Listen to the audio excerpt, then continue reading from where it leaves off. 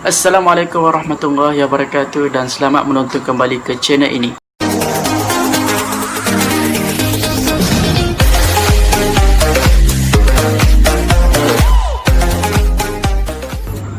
Di video kali ini saya akan menceritakan tentang 4 pembunuhan kejam dan misteri yang pernah berlaku di Malaysia dan masih diingati sampai ke hari ini.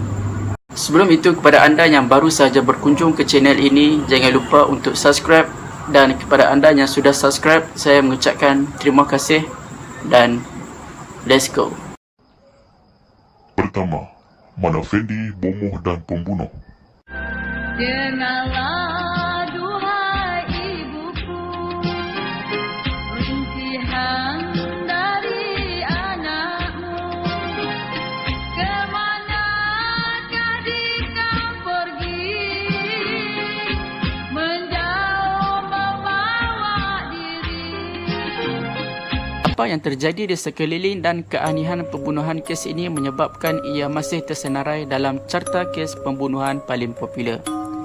Pada 22 Julai 1993, polis menemui mayat Adun Batu Talam Mazlan Idris yang dipotong kepada 18 bahagian dan ditanam di sekitar sebuah rumah di Pahang selepas 10 hari dilaporkan hilang.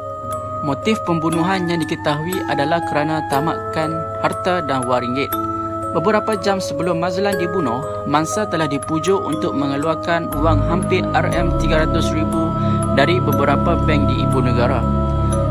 Mazlan diberitahu kononnya wang tersebut boleh digandakan, tetapi selepas beliau mandi bunga untuk kekebalan dan mengukuhkan lagi kedudukannya dalam bidang politik tanah air.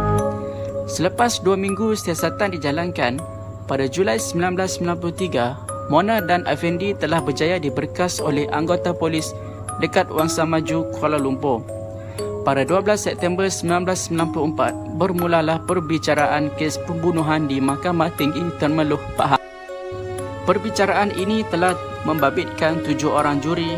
Akibat daripada kekejaman luar biasa di si pembunuh, perbicaraan kes ini telah mendapat perhatian luar biasa dari masyarakat Malaysia. Mahkamah Tinggi Tan Meloh akhirnya telah memutuskan pada 1995 ketiga-tiga suspek bersalah membunuh dan dijatuhkan hukuman gantung sampai mati. Mereka telah ditempatkan di penjara Kajang selama 4 tahun sementara menunggu hukuman dilaksanakan. Dan pada tahun 2 November 2001, di penjara Kajang menandakan berakhirnya riwayat kisah yang cukup popular di kalangan rakyat Malaysia. Itulah di sebalik kisah Mona Fendi yang asalnya ialah dia seorang penyanyi, tetapi dia bertukar kepada bomoh dan akhirnya melakukan perkara yang tidak sepatutnya dia lakukan. Kedua, Pembunuh Jalan Turi. Pada 23 April 1992, warga negara Amerika Syarikat berketurunan India, Arjun Talwar, abangnya Kabir dan pembantu rumah warga negara India, Natalia Fernandez, dibunuh di rumah banglo di Jalan Turi, Taman Bukit Bandaraya, Kuala Lumpur. Pengawal keselamatan Arifin Agas diberkas, disiasat dan kemudian didapati bersalah membunuh 3 mangsa terbabit lalu dijatuhkan hukuman gantung sampai mati.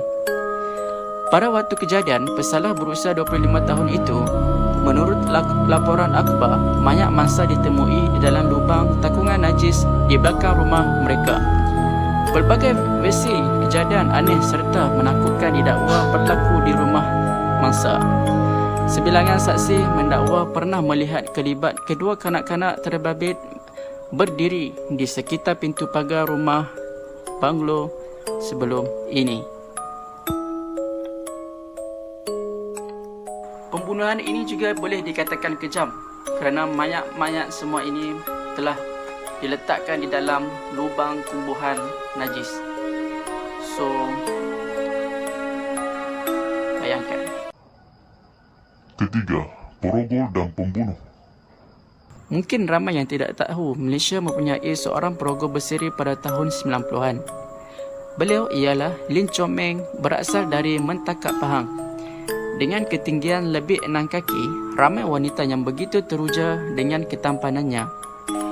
Namun, selepas dia putus cinta dengan teman wanitanya yang berasal dari Kelantan, dia terus menjadikan wanita lain untuk yang mempunyai iras dengan kekasihnya sebagai mangsa.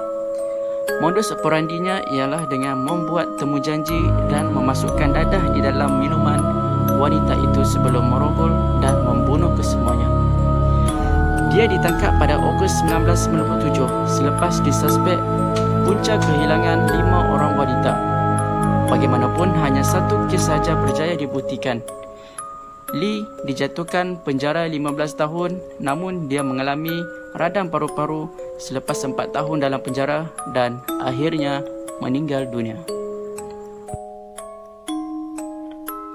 Kepada wanita yang di luar sana untuk lebih kerap berhati-hati dengan mana-mana lelaki yang anda kenali, kerana padah ada di mana-mana saja. Keempat, badan dikerat dan ditemui di parit. Pembunuhan penari dan penyanyi Lily Chua sungguh mengejutkan kerana ia bukan sekadar dibunuh, malah turut dikerat dan dimasukkan ke dalam sebuah beg. Mangsa telah dibunuh dan tubuhnya dipotong menjadi 11 keping sebelum bahagian-bahagian itu dimasukkan ke dalam beg plastik dan dibuang ke semak di pinggir jalan. Kemudian, banyak spekulasi bahawa pembunuhan itu adalah seseorang yang memiliki pengetahuan dalam tentang anatomi manusia kerana badannya dipotong dengan mahir tanpa patah tulang. Payudara kiri mangsa telah dipotong beberapa kali dan diketahui bahawa dia telah bertengkar dengan penyerangnya. Siasatan polis kemudian menunjukkan kemungkinan bahawa pembunuh itu mungkin seseorang yang mempunyai latar belakang pembedahan atau daging. Spekulasinya adalah, adakah pembunuh ini seorang manusia atau sebaliknya?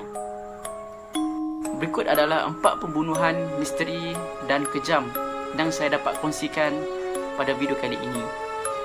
Pada anda, jangan lupa like, komen dan subscribe, dan sampai jumpa lagi. Assalamualaikum.